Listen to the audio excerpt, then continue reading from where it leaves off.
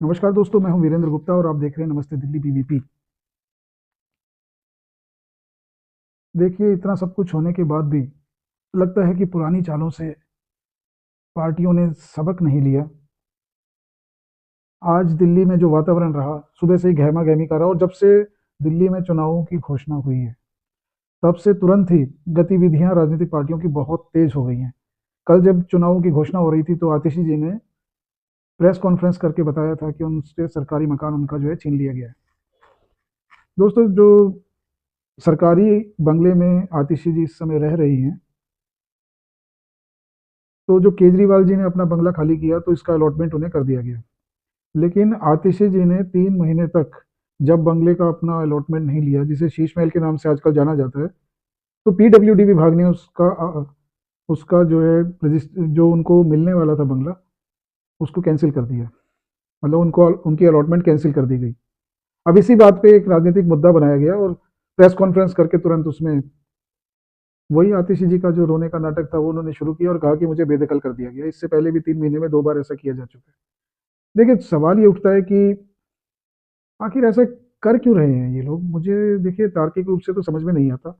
अब दिल्ली की जनता है वो इसका जवाब दे सकती है चुनावों में अपने वोट के माध्यम से। लेकिन आज जो हुआ, आज ये समझिए कि सुबह 11 बजे सौरभ भारद्वाज के साथ संजय सिंह, जो आपके सांसद हैं, वो केजरीवाल जी के घर पर पहुंच गए। जो शीश महल, देखिए शीश महल को आप ध्यान में रखिए, शीश महल में पहुंच गए और वहां उन्होंने 440 वोल्ट का ड्रामा शुरू कर दिया।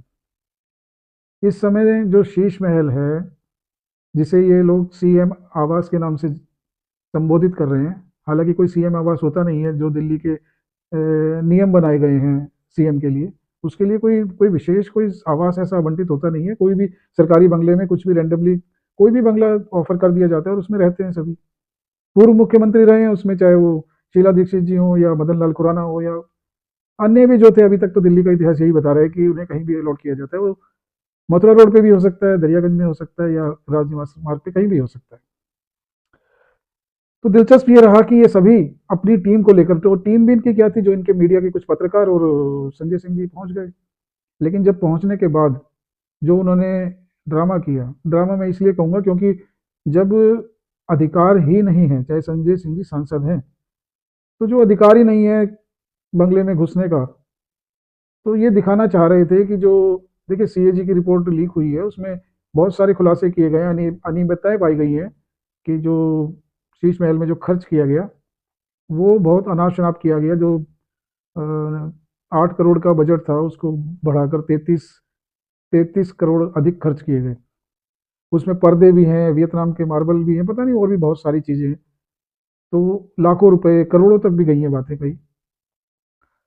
तो संजय सिंह जी इसी बात का यकीन दिलाना चाहते थे दिल्ली की जनता को कि देखिए हमने तो कुछ भी नहीं फालतू किया। कहाँ है वो सोने का कमरा, वो बता रहे थे। और फुल ड्रामा जितनी तरह के ये कर रहे हैं, तो अब दिल्ली की जो देखिए जागरूक जनता है वो सब समझ पा रही है। लेकिन जनता का एक बहुत बड़ा वर्ग ऐसा भी है कि जो बिना तर्क किए हुए, बिना तथ्यों की जानकारी के जो भी ये सब कहा जाता है उस पर यकीन करता है। क्योंकि जो दिल्ली में जो बीजेपी के समर्थक हैं, लगभग वो बीजेपी को ही वोट देते हैं। लेकिन एक बड़ी संख्या में एक ऐसा तबका भी है जिसके बारे में कहा नहीं जा सकता। अगर वो केजरीवाल जी की बात पे यकीन करते हैं तो कुछ भी कहते रहे बीजेपी वाले, उसको फर्क नहीं पड़ता। लेकिन देखिए दोस्तों, ऐसा है कि परसेप्शन बनाया जा रहा है। मैं तो शुरू से ये कह रहा हूँ कि परसेप्शन बनाया जा रहा है। लेकिन इस परसेप्शन में साथ देने के लिए मैं ये समझता हूँ कि बीजेपी भी उतनी ही जिम्मेदार है। क्योंकि अगर आप दोषी समझते हैं आम आदमी पार्टी सरकार को, तो कड़ा एक्शन क्यों नहीं लेते। एलजी के पास सारी पावर है, केंद्र में आपकी सरकार है, तो आप सब कुछ एक्शन लिया जा सकता है। सीएजी की रिपोर्ट, 14 रिपोर्ट जो प्रकाशित नहीं हो पा रही हैं, तो क्यों नहीं हो पा रही हैं। आपकी सरकार है, आपका न्यायालय है, राष्ट्रपति जी आदेश दे सकती हैं और किसी भी तरीके से उन 14 रिपोर्टों को सार्वजनिक किया जा सकता है। और दिल्ली की जनता का अधिकार है कि रिपोर्ट में क्या कुछ लिखा हुआ है इसके बारे में उन्हें जानकारी मिले। ये उनका एक अधिकार भी है और एक सरकार का कर्तव्य भी बनता है। अगर राज्य सरकार इसमें कोताही करती है तो केंद्र सरकार का फर्ज बनता है कि दिल्ली की जनता को पूरी जानकारी मिले। और अगर वो जानकारी नहीं मिलती है तो दोष केंद्र सरकार का भी उतना ही बनता है।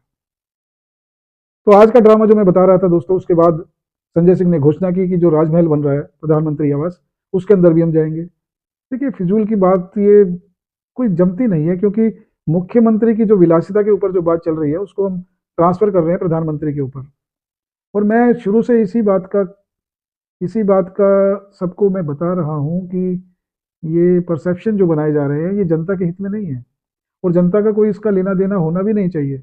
और ये जो सारी बातें हैं इस पे चर्चा भी नहीं होती, ना तो बीजेपी वाले करते हैं, ना ये आम आदमी पार्टी का कोई सदस्य इसमें रुचि रखता है, ना ये कभी दिल्ली की विधानसभा में इन चीजों पे चर्चा हुई है। अब कौन दोषी है कौन निर्दोष है, सारी बहस बस इसी पे रहती है, कीचड़ उछालने का एक गेम लगता है कि दिल्ली में दोनों पार्टियां खेल रही हैं। और परिणाम इसका इंतजार करना पड़ेगा कि किसके फेवर में आता है, क्योंकि देखिए सारी बात वही है कि दोषी अगर कोई है तो दोषी को उसके अंजाम तक क्यों नहीं पहुंचाया जा रहा।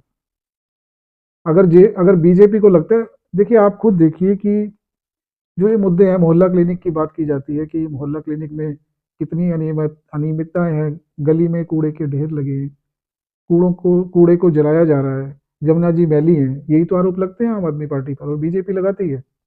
लेकिन इसका इसको जब घेरने की बात आती है इन सारे आरोपों के लिए, तो लगता यही है कि जो बीजेपी के नेता हैं, बड़े बड़े नेता हैं, वो इसमें कहीं ना कहीं चूक कर रहे हैं। तो आप घेरिए ना, अगर कोई कमियां लगती हैं तो जनता को बताइए, जनता को हक भी बनता है जानने का कि जो उनकी चुनी हुई सरकार है वो कहाँ चूक कर रही है।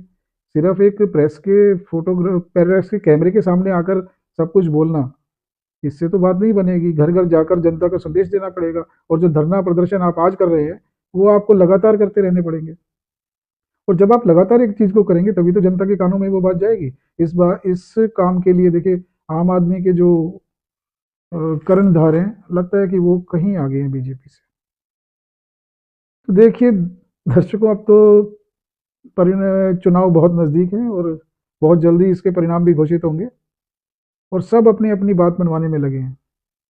अब जो आम आदमी पार्टी ने ये ड्रामा किया है और इसको शीश महल के जितने भी घोटाले घपले बताए जा रहे हैं उसको राजमहल की लड़ाई में जोड़ दिया। अब परसेप्शन ये बन गया है कि कौन बाजी जीतता है, शीश महल या राजमहल।